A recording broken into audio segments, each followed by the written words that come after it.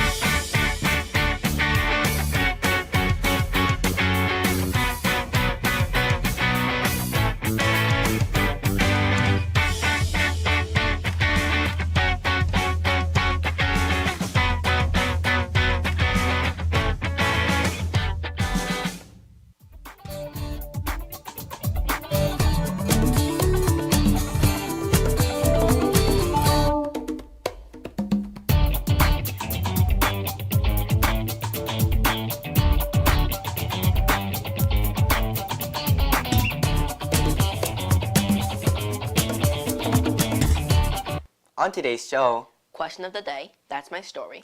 clubs and other announcements. TJTV TJTV starts now.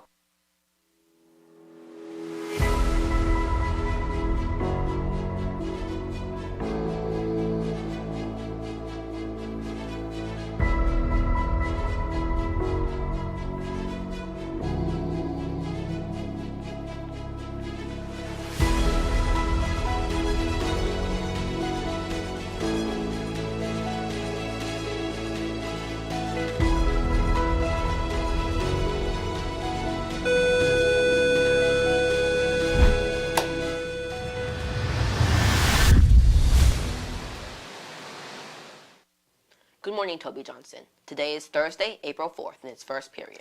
That means it's time for our morning show. First things first on TJTV. I'm Aiden. And I'm Daniel, and this is Toby the Jaguar. Here's Evangeline with another question of the day. Good morning, Jags. Welcome back to the segment Question of the Day. Today's question is, if you were a dog, which breed would you want to be?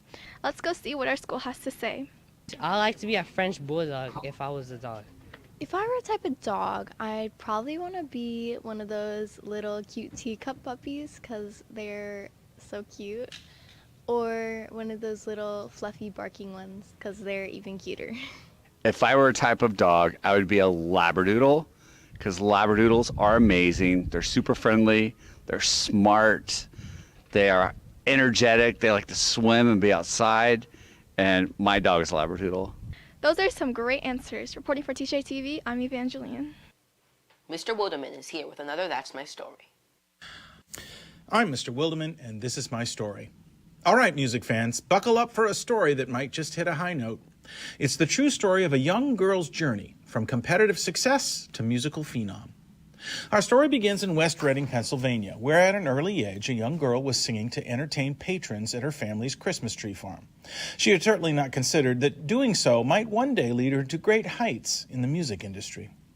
But this story's twist comes at the beginning, kids, because before this young woman became the queen of heartbreak anthems and chart-topping hits, she had a different dream that didn't involve a stage or the spotlight. Her dream involved ponies and cowboy boots. That's right, this future icon had her ambitions set on becoming a professional horseback rider. At age 6, with the encouragement of her mother, she began competing in equestrian events, hoping to one day compete for Olympic gold. Very determined, by age 8, she had begun competing in many riding disciplines, including show jumping and dressage. She was so successful that by age 9, she was crowned the Junior Royal Rider of the Year. It looked as though she was well on her way to reaching her dream of Olympic glory. But, as fate often takes us on unexpected journeys, neither she nor those around her could foresee the path her life would soon take. At age 12, the girl was shown how to play 3 chords on a guitar. Immediately hooked, she swiftly learned how to play and wrote her first original song the next year. By age 14, she had gotten so good her family sold the tree farm and moved to Tennessee, with high hopes she could find musical success there. Now in Hendersonville, Tennessee, her journey took another unexpected turn when she found scant work singing. Record producers dismissed her as too young or not marketable, telling her to wait until she was older to record her own music. Now, most people would have thrown in the towel, but the rejection only fueled her resolve. Armed with her guitar and a dream, she knocked on every record label door until one finally swung open. In 2006, she released her very own debut album. The New York Times described it as a small masterpiece of pop-minded country music. As music lovers discovered her unique sound, they began lining up to buy a copy, and within a week, the album had sold 39,000 copies. An amazing success. The release of her second album, 2 years later, which saw her lead single become the second best-selling country song of all time, was the top-selling album of 2009. With her third album in 2010, she crossed into pop music and embarked upon her first international music tour. Her name was quickly becoming more and more recognized by music lovers the world over. The extraordinary success of her albums and tours unleashed a whirlwind of fanatic obsession. In just a few short years, she had become a global icon. Her popularity became more and more magnetic and captivating and only seemed to grow, and her fans couldn't wait to see what she did next. By now, I'm sure many of you have figured out who this musical icon is, and no doubt you guessed, it's Taylor Allison Swift. So, next time you're belting out Shake It Off or Love Story, remember that the country girl who once dreamt of riding her horse to Olympic glory and instead wound up becoming a musical icon who has turned her life's twists and turns into chart-topping hits. So, my Jaguar friends, consider that Taylor Swift's story isn't really about catchy tunes and hit songs.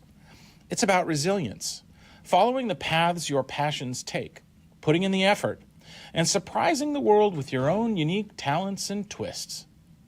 Anyway, this, young Swifties, is my story of Taylor Swift and her stratospheric rise to music fame, and I'm sticking to it.